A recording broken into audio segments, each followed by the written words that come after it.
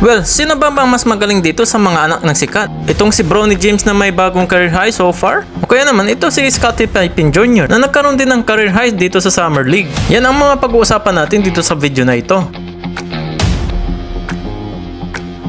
Well, dito naman tayo mga idol, isa pang anak ng sikat na NBA history. Ito nga si Scottie Pippen Jr. Ang number 1 jersey para dito sa Memphis Grizzlies. Start ng first quarter ay first assist naman itong si Scottie para sa kanilang first basket. At sunod na dito na play, nahuli ni Scottie ang bola. At na-steal na ito mga idol. At another assist ulit para dito sa second basket sa Memphis. Under 7 minutes naman, nakakuha ng first basket itong anak ni Scottie Pippen Sr. At itong mga idol, sunod naman yan ng basket dito. Naiwan ang kanyang bantay sa first 3-pointers niya under 5 minutes remaining. Habang dito naman sa second quarter, nakagawa ulit ito ng magandang assist mula sa labas. Grabe talaga itong ginawa niya dito. Ito pa, nagpa-crossover pa ito sa kanyang bantay, naiwan ulit. Basket dito na naman sa second quarter itong si Scottie. At sa third quarter naman mga idol, under fast break naman dito, naisa niya ang kanyang bantay. Kala titira ito. At another assist na naman ito sa kanya. Hindi pa yan natatapos dito si Scottie ang kanyang napagandang assist mga idol. Nalibre ang kanyang kasamahan. Another basket sa kanyang kupunan. Ito sa fourth quarter mga idol. Malupit talaga itong anak ni Scottie Sr. na double team pa pero naiwan ng mga bantay. And basket ulit ni Pippen Jr. Another magandang play na naman, naikutan niya itong bantay niya. And hindi lang yan, another basket and one na naman ulit ni Scottie Jr. Yung mga sumunod ulit dito, talagang makikita na hindi na makasabay ang kanyang bantay sa kanyang easy jump shot na naman. Ito yan mga idol, hindi lang maiiwan yan, kundi ma-ankle break pa yan. May kasama pa sana basket and one. Kaso hindi na napagbigyan ng referee. Under 4 minutes mark mga idol, sumablay ito sa 3 itong anak ni Pippen Sr. Bago matapos ang fourth quarter, may pahabol pa ito, talagang pisikalan din. At sa huli mga idol, panalo ng Memphis 104-98. Maaari ka mo naman mag-subscribe sa akin channel bilang suporta. Well, balikan lang natin ang naging laban ni Bronny dito sa Atlanta Hawks. Nasaksihan nga natin itong si Bronny James kontra dito sa Atlanta Hawks. Ito ang naging pagkakataon niya dahil wala dito si Dalton Knecht. First quarter, solid start para sa Lakers. First basket, nakuha yan ni Bronny James. Pasok ang contestant elbow jumper ni Bronny. Sunod na play mga idol, agaw sana. Muntik nang makuha yun ni Bronny. Yun nga lang, nakapag-commit siya ng foul sa play naman na to. Pero under 8 minutes remaining, another basket para kay Bronny James. Magandang bull move na nauwi sa easy layup. Ito pa mga idol, sumunod na layup, isang nakakamangha ang ginawa niya pa dito. Well, until now, hindi pa nakakapagtala ng 3 points si Bronny James sa loob ng 15 attempts simula pa nitong Summer League. Sa huling game nga, sinabihan pa ni Jaylen Brown na hindi nga pang pro daw itong laruan ni Bronny. Pero sa kabila niyan, halos hindi naman nagkakalayo ang start ni Brown dito kay Bronny. Sadyang slow start lang ang nilalarong itong anak ni LBJ. Under 4 minutes mark, nakataas na ang mga teammates ni Bronny na tumira ito sa corner. Parang Stephen Curry lang mga